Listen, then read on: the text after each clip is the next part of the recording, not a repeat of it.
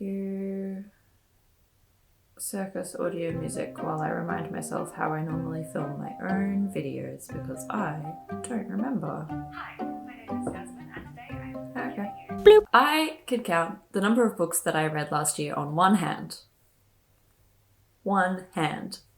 This is a new low for me. But we're going to work on this. We're going to fix it. I'm going to find a way out of this reading slump and I'm going to fall in love with reading again because that is one of my main goals for 2023. So hi, my name is Jasmine and today I want to share my very loose reading goals for the year of 2023 and how I hope that they will get me out of maybe the longest reading slump that I've been in my adult life, I guess. So obviously things aren't going to change overnight. I'm not going to magically go from reading almost nothing in an entire year to reading 30 books in a week or even a month, but I've planned some half goals for myself. They're not really goals so much as tactics that I'm going to use to try and read more. And I've planned for them to be kind of gentle on myself and achievable, and they're not groundbreaking goals. They're just things that I think will help me read more this year. So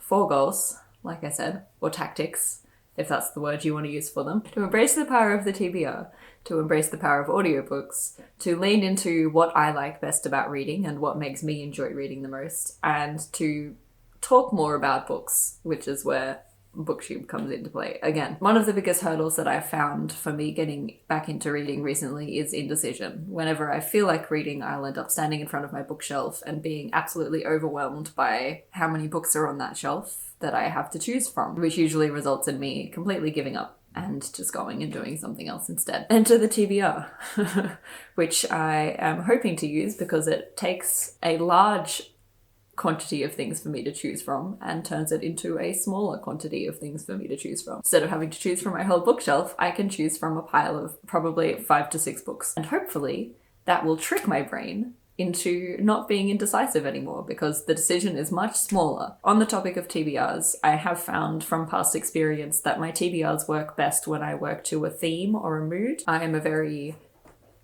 mood-based person. I like to live by the seasons. I like to do seasonal activities and listen to seasonal music and all of that kind of stuff. So seasonal TBRs just fits right in with all of that. In the past, I would do this on a monthly basis where I would pick a theme for a particular month and then choose books based on that, like Jane Austen July or nonfiction November, reading fantasy in March, that kind of thing. That worked when I was reading a lot, but this year I might not be reading a lot. So I've made it a little bit easier for myself by extending that to a seasonal TBR. Instead of 1 month, I have 3 months to finish the number of books that I have set aside for myself. And it means that I can be a bit more flexible with what I read. If I have an impulse read that isn't on my TBR, it's not going to throw everything out of whack, and it just gives me more time to get through whatever books I have set aside for myself for that season. I have already chosen my summer TBR because I'm in Melbourne, so it's summer here, although you wouldn't know it because it's like 18 degrees and raining and has been all week, but it is summer, so summer TBR, and I will be sharing that shortly. But yeah, that's the plan with the TBRs. Oh, the sun's gone bright again. That's real bright. I wonder if I can just move this chair. Does that make it better or worse? Whoop, that's worse. That might be better. Some casual lounge room rearrangement while filming. So the second biggest hurdle that I have found towards reading more or getting back into reading has been the vast number of hobbies that I have and the limited amount of time that I have to split between them. When I started BookTube 6 years ago, I didn't really have a lot in my life except for reading. So reading and booktubing very quickly became like my entire personality. It was all I did with all of my spare time because I didn't really have many other hobbies. Now, 6 years later, I have a lot of things that I like to do. I like to cook. I make things from scratch, like bread and things. And I like to garden. I have a veggie garden that I've been working on. I have a very high maintenance German Shepherd boy who loves a lot of play. I like to crochet. I like to play D&D. I like to play music. I like to draw. Like, I have so much stuff that I like to do and like to spend my time doing. And that's not to say that I'm the only person with lots of hobbies. It's more to say that it is a different thing for me from when I first started BookTube, and it has become an unexpected challenge for me to find space for reading amongst other things that also fill my life with joy. Enter the audiobook. I'm hoping to use audiobooks to maximize on the limited amount of free time that I have, so that when I have a free pocket of time, I don't have to choose between reading and another hobby. I can choose both, depending on the hobby. So yeah, that's how audiobooks work. We all know how audiobooks work, right?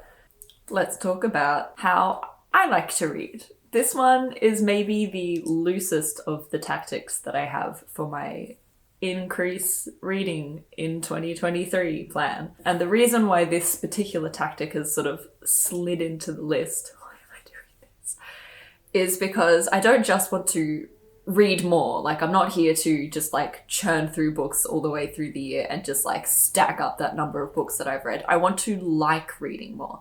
And that's where this goal comes into play. I know that I enjoy reading more when I take my time with it, when I allow myself to read slowly, when I allow myself to underline things and write little notes and thoughts and questions and really immerse myself in a book. And that doesn't go hand in hand with reading fast, but it does go hand in hand with loving reading. I don't remember how to do this one, showing my millennial age here. So I've got myself my little pouch, which you might even remember from a previous video, and it's filled with my little tabs, pens and pencils, and a little ruler, and a selection of bookmarks. And I'm going to be giving myself permission to read as slowly as I want, to use this and mark up my books and just really enjoy the process of reading. And my final little tactic also seems a little bit sort of not quite fitting in with the rest of them, and that is to talk about books more, which is why I'm here making this video instead of just reading. And that is because I have found that being able to talk about books increases my excitement for reading books. And I don't think this is a new thing. I think this is a thing that all of us have found, and it's the reason why a lot of us are on BookTube or BookTok or Bookstagram to begin with, is that having someone to share your thoughts about a book, whether it's joy or frustration or anything in between, it makes it more fun. It makes it more enjoyable. And that means that you're more likely to want to pick up the next book because of the greater enjoyment that you found from the previous book and being able to talk about it. So I'm here. Gonna try and make some videos, maybe even try and vlog my process of will I read more or will I won't. Gonna try and talk about the books that I'm reading more and share my thoughts on them, because that helps me feel excited about the books that I'm reading, and watch videos from other people talking about the books that are exciting them, because just, you know, it builds into excitement. So that's my plan. That's my four goals. Which aren't really goals, they're just kind of strategies to read more and also to enjoy what I read more. So I hope that you come along this journey with me while I either get out of the biggest reading slump that I've had in a long time or die trying. I will see you for another video soon, hopefully. And until then, as always, stay classic.